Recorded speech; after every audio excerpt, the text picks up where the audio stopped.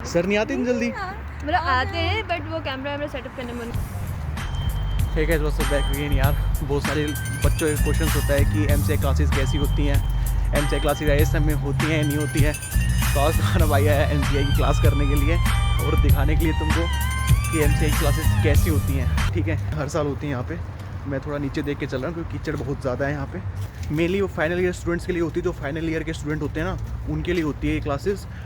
मैं तो third year के अंदर, जैसे तुमको पता ही है, तो मेरे लिए क्लासेस नहीं है। बट फिर भी तुमको दिखाने के लिए यहाँ आया हूँ मैं, ताकि तुम भी देख सको कि हाँ यहाँ पे कैसी क्लासेस होती हैं एंड स्टूडेंट्स कैसे क्लासेस लेते हैं। इतने ज़्यादा स्टूडेंट होते हैं ना।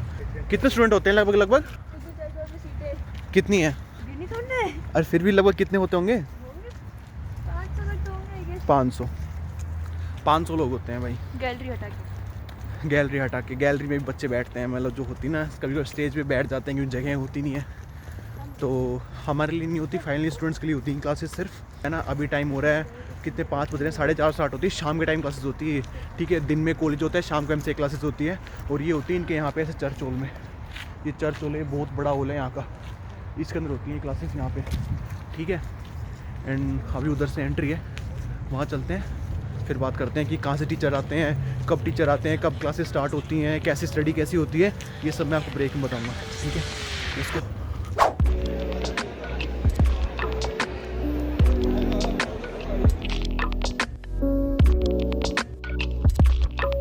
बैठते को यहाँ पे आके, पर भाई बहुत भयंकर भीड़ लगी हुई है, बहुत भयंकर, बहुत ज़्यादा बच्चे हैं, बहुत ज़्यादा।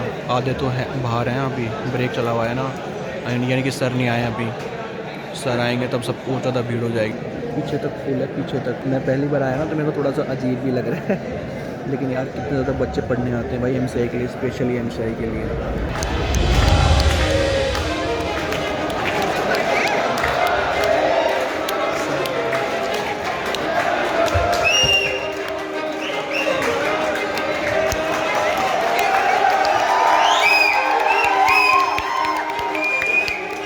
ये सर के नोट्स हैं, प्रेप लेटर के नोट्स। सर ही तो हैं ये, डॉक्टर प्रीतेश सिंह।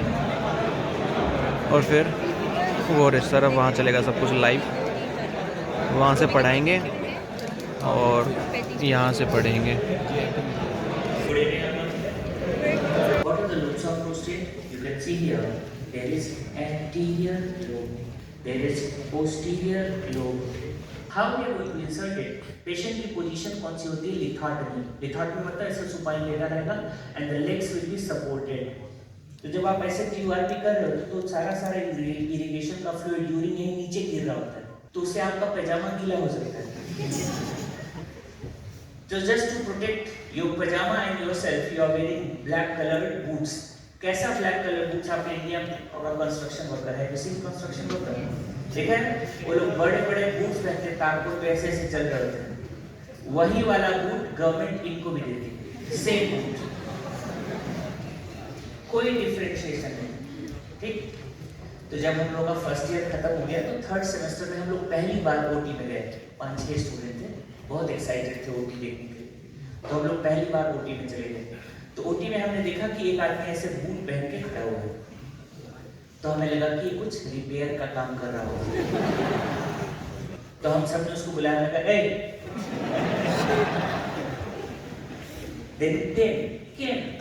उसके बाद हमने पूछा कि डॉक्टर एसके जैन कहाँ है? तो उसने मास्क नीचे किया, बोला मैं ही। And what was the good thing? We were also wearing the mask. All of us disappeared. हम लोग भाग खड़े हुए पीछे के दरवाजे से। It means whenever you are in the OT, just by looking at someone close, you cannot identify whether he is a construction worker or he is a head of department, right? So this is what's happening now. Whenever that consultant is doing the surgery. Break हो गया finally, हम भी चलते हैं बाहर, time हो रहा है 7:15।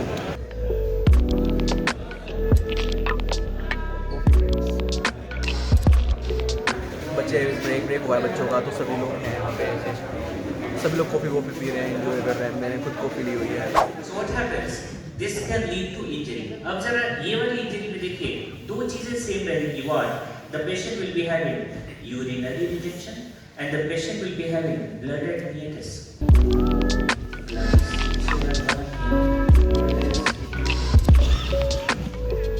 फाइनली खत्म हो गई class.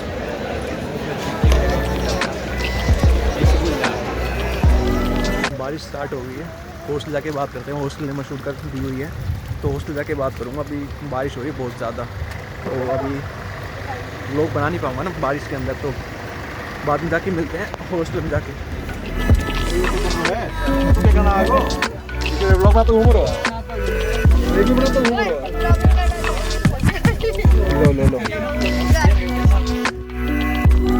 So guys finally class से वापस आ गए थे। मैं पहले सोचा था कि मैं जो आपको जो इन्फॉर्मेशन है ना वो क्लास के एंडिंग में दूंगा जब क्लास खत्म हो जाएगी, बट फिर एकदम से भीड़ हो गई जब क्लास खत्म हुई एंड फिर मैं सोचा फिर बाहर में इन्फॉर्मेशन दूंगा।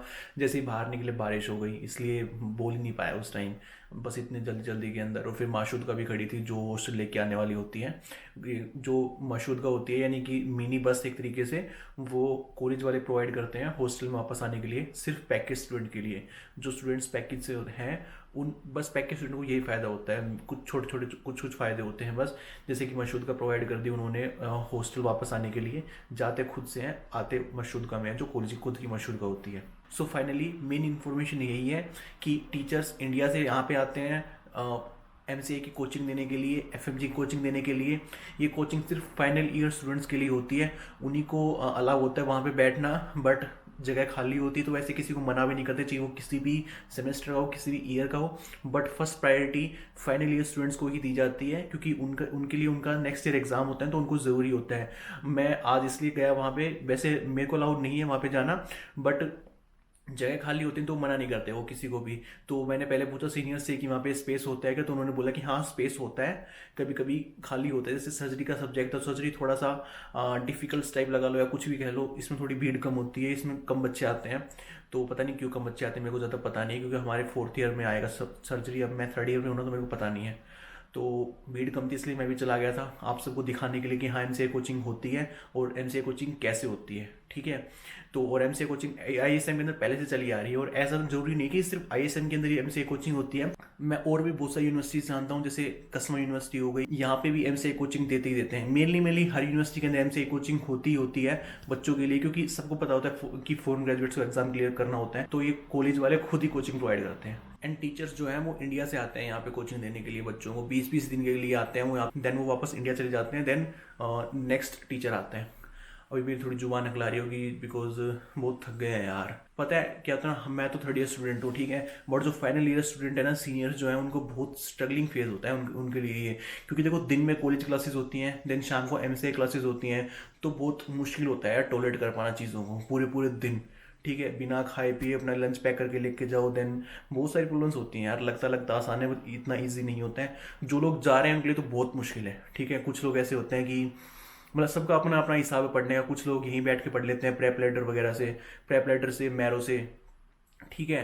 एंड कुछ लोग जाते हैं क्योंकि उनको पता है सिटिंग देनी ज़रूरी होती है, बट ना मेरे को चलता है कोचिंग में जाना ही सही है, क्योंकि ना अगर मान लो हॉस्टल में हैं हम, ठीक है, हम ये सोचे कि हम यहीं पढ़ लेंगे, वहाँ ना जाएं, क्योंकि जो प्रेप लेटर के जो टीचर्स हैं ना वही पढ़ाने आते हैं मेनली यहाँ पे। प्रेप लेटर, मैरो, इनकी जो टीचर्स हैं ना वही पढ़ाने आते हैं, वही उन्होंने सेम डाटा उनकी एप्लीकेशन से पढ़ाया होता है ऑनलाइन, वही सेम डाटा यहाँ पढ़ाते हैं। बट ना मेन चीज़ सिटिंग की होती है, क्लास ना जाके यहीं पे रूम के अंदर ही हम कितना सिटिंग दे पाते हैं। वहाँ पे तो 9 घंटे बैठना पड़ता है क्लास के अंदर, ठीक है, क्या यहाँ वो 9 घंटे हम दे पाएंगे खुद को, तो मेन चीज़ वो डिपेंड करती है, ठीक है। क्लास जाने से बस ये होता है कि हाँ हम सिटिंग दे पाते हैं 9 घंटे की, और बस यही है, ठीक है। वहाँ जाने का मेन रीज़न तो सब ऐसे कोई ज़रूरी नहीं होता वहाँ पे MCA में जाना सबकी अपनी मर्जी होती है, कोई जाता है कोई नहीं जाता है, सबका खुद पे डिपेंड करता है, ठीक है। सो आज की वीडियो सिर्फ यही थी guys. So thank you so much guys for watching this blog यार। बहुत सारी क्वेश्चंस आ रहे थे MCA की कोचिंग के बारे में, ISM के लिए कि ISM में होती है नहीं होती है, एजेंट्स बोलते हैं, तो हाँ कोचिंग होती है। मेन आज का टॉपिक यही था कि हाँ ISM में कोचिंग होती है और SSA कोचिंग होती है, ठीक है।